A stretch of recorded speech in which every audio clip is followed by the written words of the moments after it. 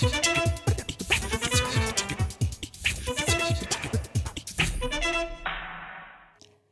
and welcome to the Frans van Kath interview. I'm Annette Young.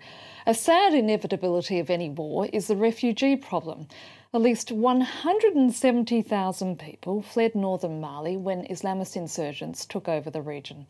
And despite areas being liberated by French forces in recent weeks, many are saying they simply don't want to go back home. Some fear either a return of Islamist rebels, while ethnic Tuareg and other minorities are scared of reprisals by the Malian army as they return to the north. Now, UN officials are warning that this is becoming a major problem. William Spindler, a spokesman for the UN High Commissioner for Refugees, has just returned from Mali and he joins me in the studio today. William, thank you so much for being with us. Thank you for having me. Just how serious is the refugee problem in Mali? Because certainly in the coverage of the conflict so far, we've seen very little about that, haven't we? It's very serious. It was already a crisis before the recent French intervention. At the end of last year, there were already some 250,000 people who had been displaced by the war. And since then, the numbers have increased dramatically. And now we think that there are some 430,000 people who have been displaced by the conflict, either inside Mali or in neighboring countries such as Mauritania, Niger, Burkina Faso, Algeria, and so on. And it's not just the numbers, it's the incredible suffering that these people have experienced. They have lost everything that they have. Some of these communities are among the poorest in the world. Mali is one of the poorest countries in the world. The whole region is among the poorest. They have been suffering from drought, and food insecurity for some years, and the conflict has just added to their suffering. So how is it sort of playing out, and what sort of impact is it having not only on Mali itself but on those neighbouring countries? Well, some 170,000 refugees have fled to the neighboring countries. These countries are fragile. They have problems of their own. And the communities that are receiving the refugees are some of the poorest. So they have to share the little that they have with these destitute refugees that are arriving, in some cases traumatized by what they have seen or experienced in northern Mali. During the period when the Islamist rebels were in power, a number of human rights violations and atrocities took place in Mali, and we have heard from refugees that they have seen people having their hands and feet amputated as punishment, people being whipped. There have been cases of rape as well, and since then also the fighting that has happened in northern Mali, the suicide attacks, the presence of landmines, the presence of armed groups that might belong to some of these armed rebels, or simply be bandits or deserters from different groups who are preying on the refugees. All this creates a huge problem of insecurity, and this is what refugees have fled, and also this is the main obstacle to their safe return to Mali. Yeah, and I want to talk about that a little bit more. I mean, many are saying they simply don't want to go home, even despite the fact that so far this military operation by the French has been relatively successful in liberating a number of areas. They're fearing reprisals, either that they're fearing that the Islamist rebels are going to come back, or if they're Tuaregs or from other minority groups, that there will be reprisals from those Malian army members who've come back to taking control of the area. Are their concerns legitimate?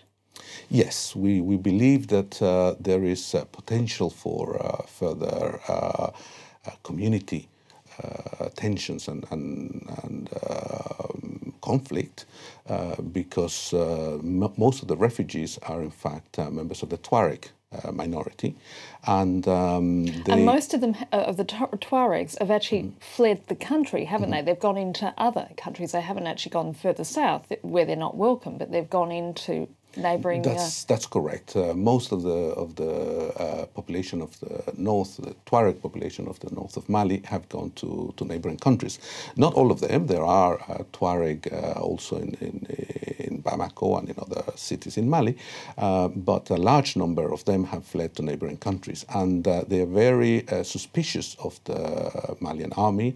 There have been accusations of reprisal attacks against members of the Tuareg and other ethnic communities, such as the Arab minority, who have been associated or accused of supporting the rebels.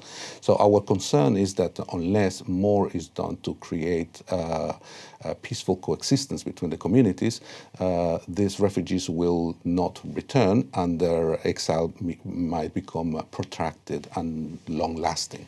But is the Malian government capable of ensuring that human rights will be respected, especially given the precarious political situation that currently exists in Bamako? Well, a measure of security has been restored to northern Mali, but more needs to be done there. The presence of civilian government authorities is very important. It's not just the presence of the Malian army that is going to ensure that stability returns to the whole country. More needs to be done in terms of national reconciliation as well. A stronger message needs to come from the authorities in Bamako that all communities, all ethnic groups are welcome, and that there will be no reprisals against any community. Do you think the government is capable of doing that, though? Well, they need help. Mali is one of the poorest countries in the world. Stronger effort from the international community is necessary for them to be able to do this. We are talking not just about military presence, but also all the basic services that need to be restored in northern Mali. Education, health, running water, electricity, telephone networks, all the things that are necessary for normal life to restart need to be present, and not simply a military presence. That is important because security is a prerequisite for the stability to return. But much more needs to be done in terms of a civilian presence of the state. But given the vast size of the country and the fact that this is a nation which has been riddled with ethnic tensions for some time, and there's no doubt that this conflict has made things extraordinarily worse, this is not going to be a problem solved overnight, is it? No. Long-term investment needs to be made in the development of the whole region. The whole of the country needs more aid to develop, to create the conditions so that people can return. The neighboring countries also have suffered from the impact of the Malian conflict. They also need help, and it's important that the international community invests in the recovery process of Mali, so that any return is sustainable, and for it to take place in the first place, more needs to be done in terms of bringing back basic social services. But already UN officials have been bemoaning the fact that there's been very little interest in donating money to this $370+ million appeal that they say is needed for that to take place, for that recovery and reconciliation to occur.